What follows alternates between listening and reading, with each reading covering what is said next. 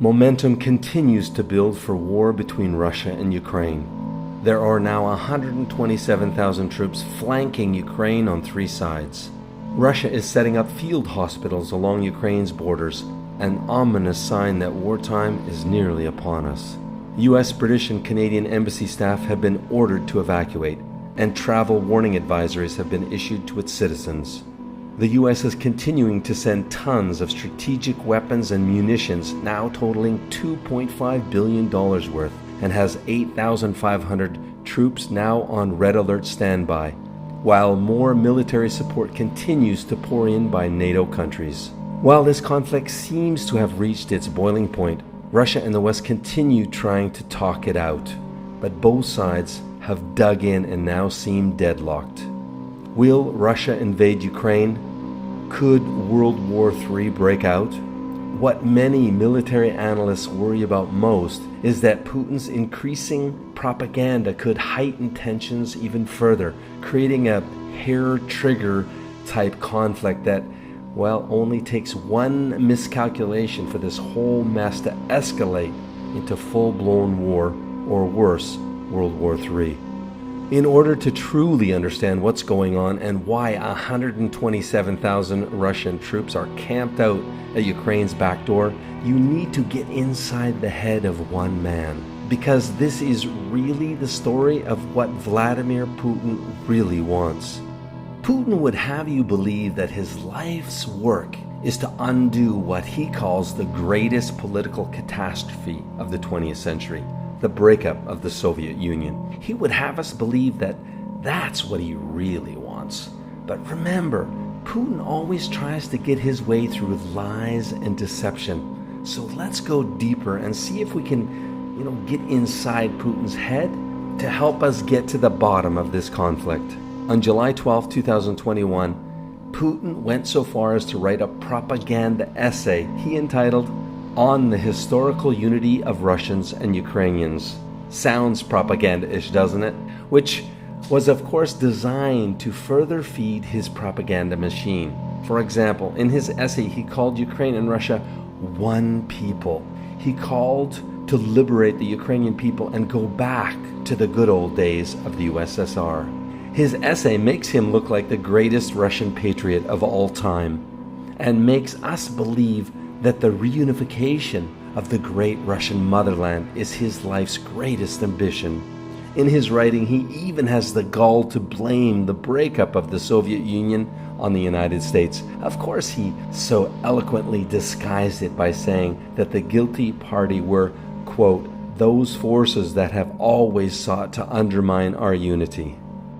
Okay, welcome back to Russia-Ukraine Conflict Explained, No BS, Part 2. In this and upcoming episodes of our series, we're going to go deep from inside Ukraine to uncover the who, what, where, why, and how of this mind-blowing conflict between Russia and Ukraine, so you guys can hopefully make sense of it all. Now, before we get going here, make sure you subscribe and you smash that bell notification so you don't miss out on the inside scoops exposing the hidden truth as reported from government sources inside Ukraine, as we continue to bring you the front line of this conflict from Ukraine. So let's start by digging into Putin's real motives to see why he's gone to such great lengths to stage this hybrid warfare with Ukraine and brainwash all of us to believe his big lie. Now, if you missed part 1, you'll want to go click on the link in the description below this video, and you'll see how it is he's getting away with brainwashing pretty much all of us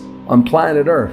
Also, in part 1 of our series, we explain the how Putin is planning to get what he really wants. I mean, while he continues to amass, 127,000 troops or so at Ukraine's borders now, Putin still maintains the same narrative. I really don't want to invade Ukraine, but, right?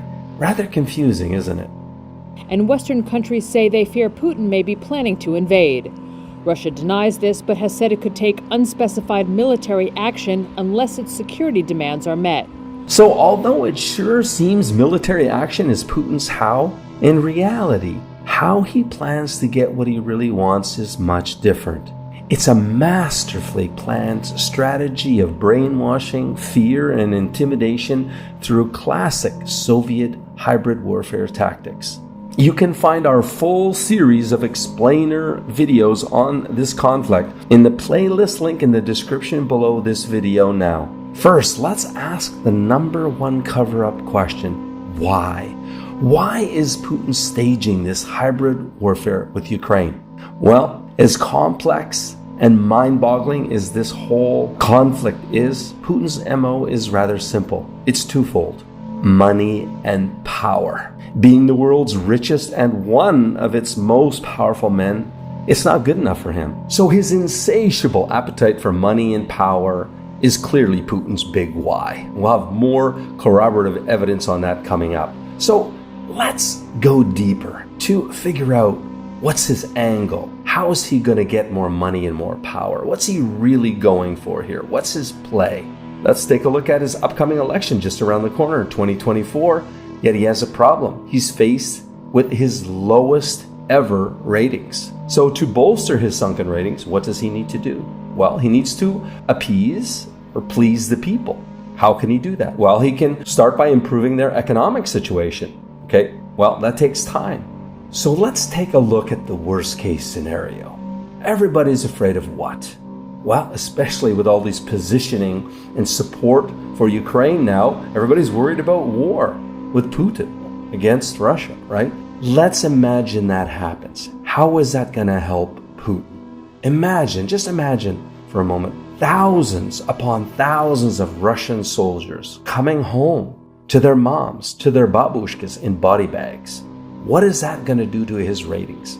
Well, of course, it's going to be the kiss of death for his chances of re-election, right? I mean, there's only so far he can take fudging the elections, right? So, begs the question, what the fuck is he doing? Putting 127,000 troops, even nukes now, knocking on Ukraine's borders. How will Putin try to get away with it? Well, for insights to this question, a rather complex question, I would agree, let me introduce you to Putin's most feared man, Alexei Navalny, leader of Russia's opposition party, founder of Russia's anti-corruption foundation. Alexei, Russian opposition leader Alexei Navalny.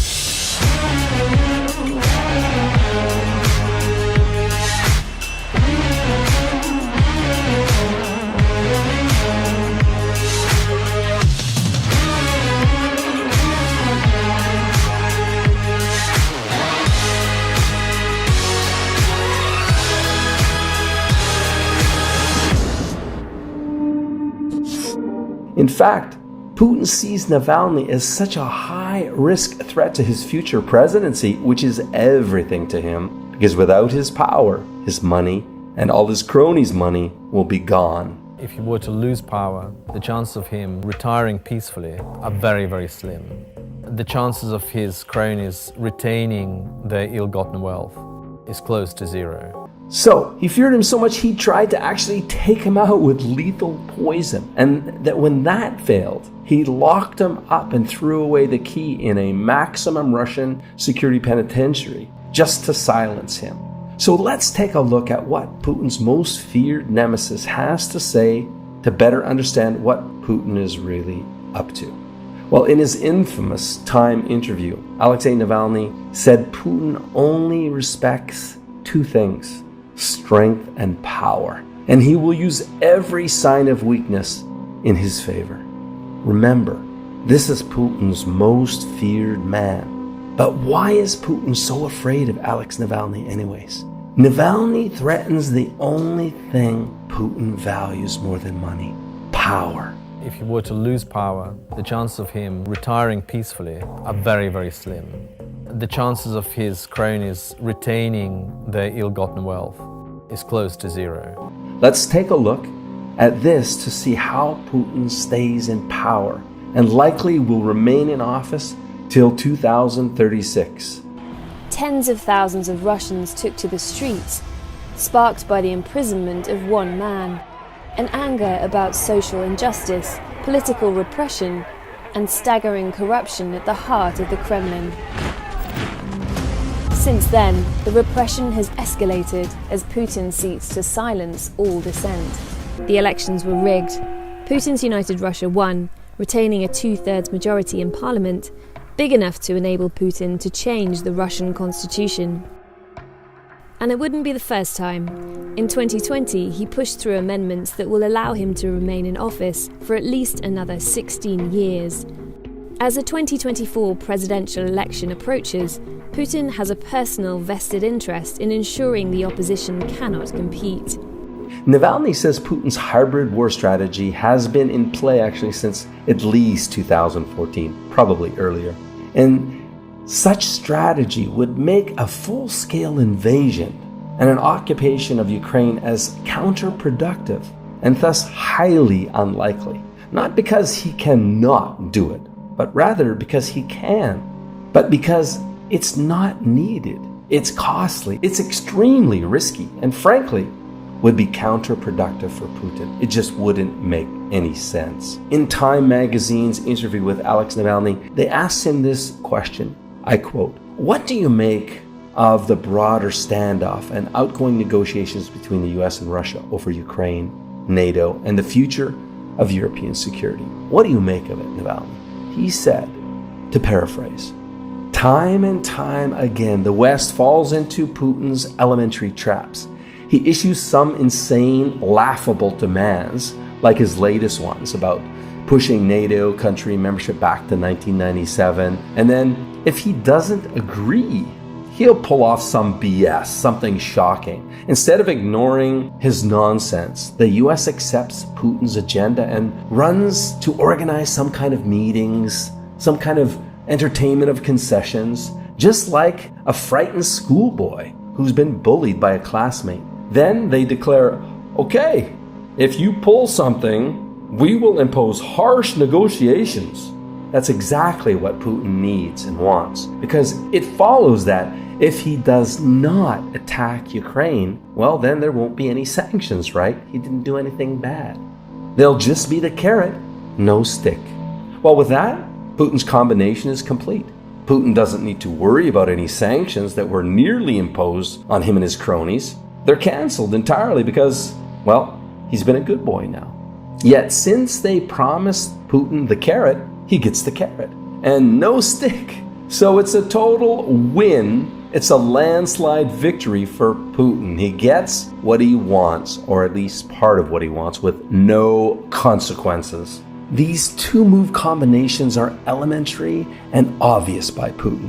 But as Navalny says, I just can't wrap my head around how Putin pulls this shit off with American politicians time and time again.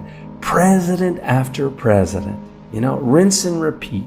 Threaten to escalate, negotiate, get concessions, pull back. It's like his magic recipe to get what he wants and get off scot-free, despite the huge international costs he's inflicted on us all.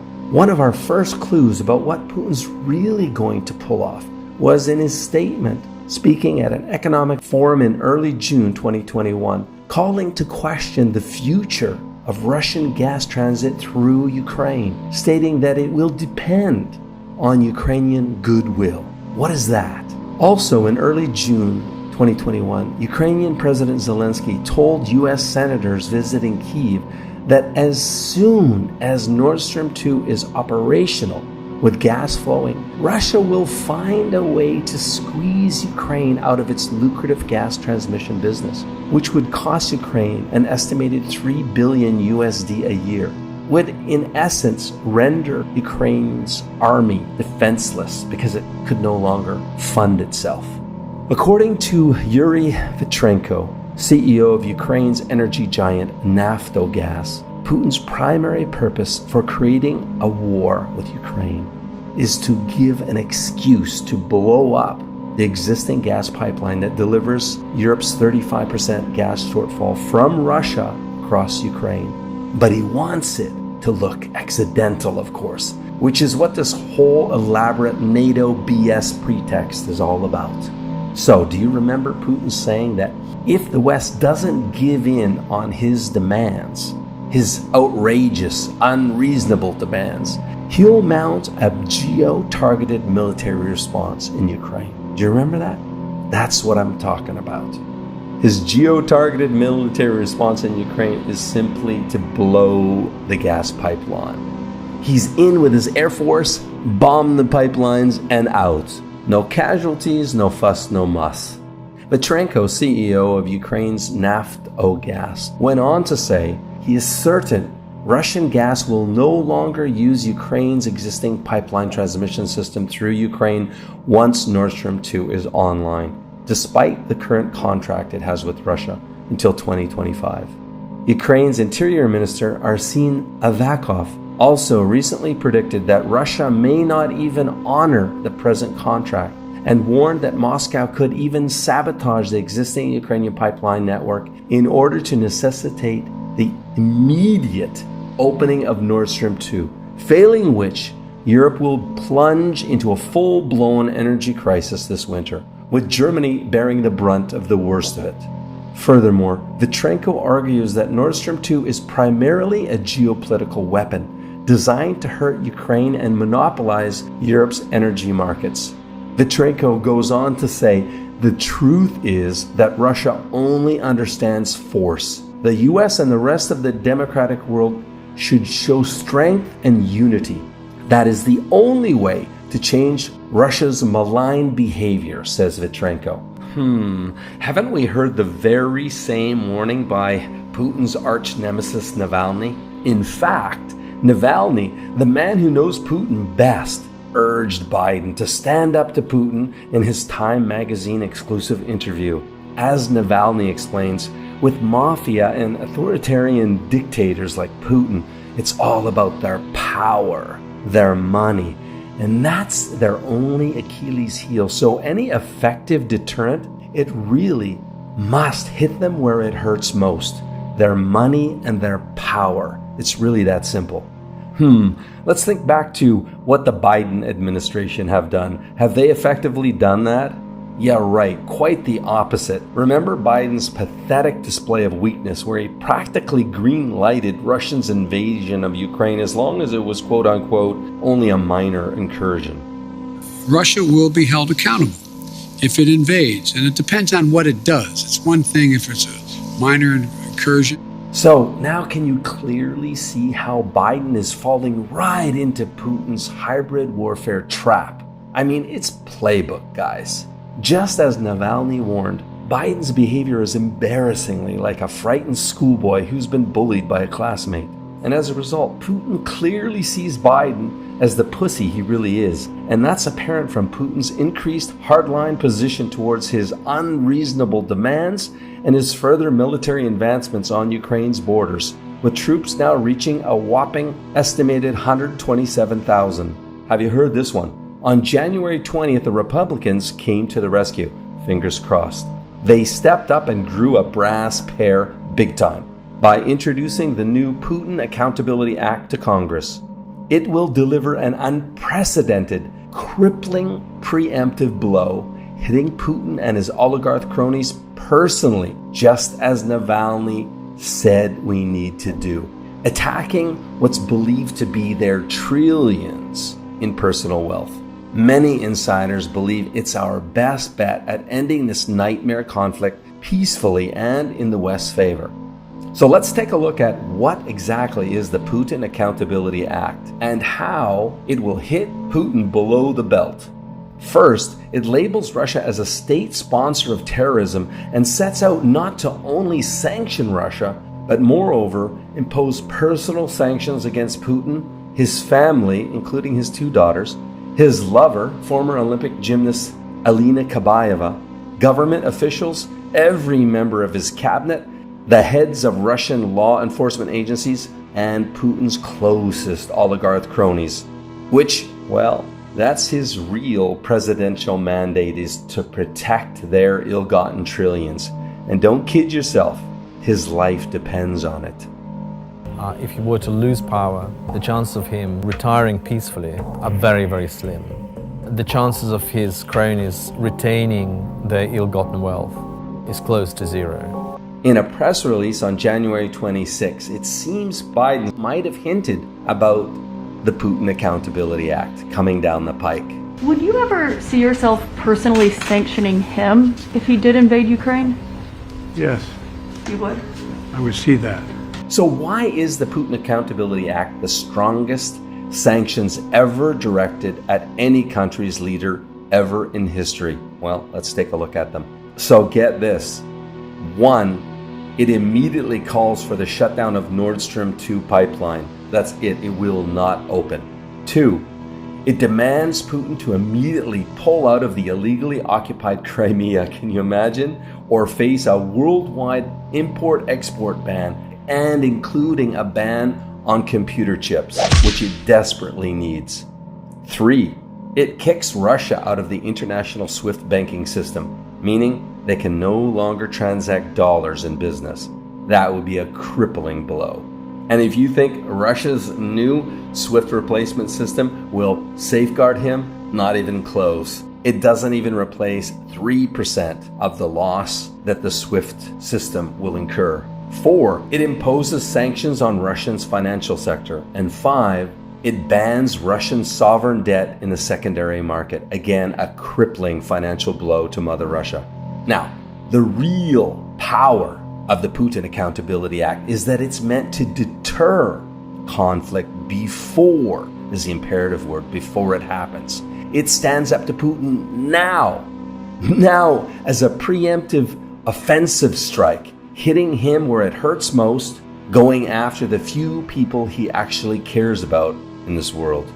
It's straight from Putin's own mafia boys playbook, seizing Putin's estimated $225 billion in hidden assets abroad, and his oligarch cronies' estimated trillions in illicit fortunes accumulated in assets abroad. This will be the very first time in history that the US government actually goes after the people that launder Putin's alleged stolen billions and profit from his gangsterism, while the powers that be have estimated Putin's illicitly contrived net worth at $225 billion. Navalny is adamant that Putin is by far the richest man in the world. And if you add in his oligarch partners in corruption, the total is believed to be in the trillions. That's the power Putin already wields. Next, in our upcoming part 3 of the Russian-Ukrainian conflict explained, we're going to cover 1, if, as Biden says, war is imminent, and if so, when? When is Russia likely to invade Ukraine? And guys, as I promised you in part 1, I'm going to share if and when my family flees Ukraine, so you know how serious I am about the intel I'm digging up, boots on the ground here in Ukraine. 2, the 5 biggest reasons and telltale signs Russia is unlikely to invade Ukraine. And 3, if Ukrainian people are actually afraid of a Russian invasion, and why. 4, if you have real estate, bank accounts, or other assets in Ukraine, are they in jeopardy, and how can you protect them? Now make sure you subscribe and smash that bell so you don't miss out on our continued inside coverage of the Russian-Ukrainian conflict explained, no BS. Imagine meeting as many beautiful traditional ladies as it takes until you meet the one. That's exactly what you can win right now. Just comment, subscribe and share. The winner will be announced live right here.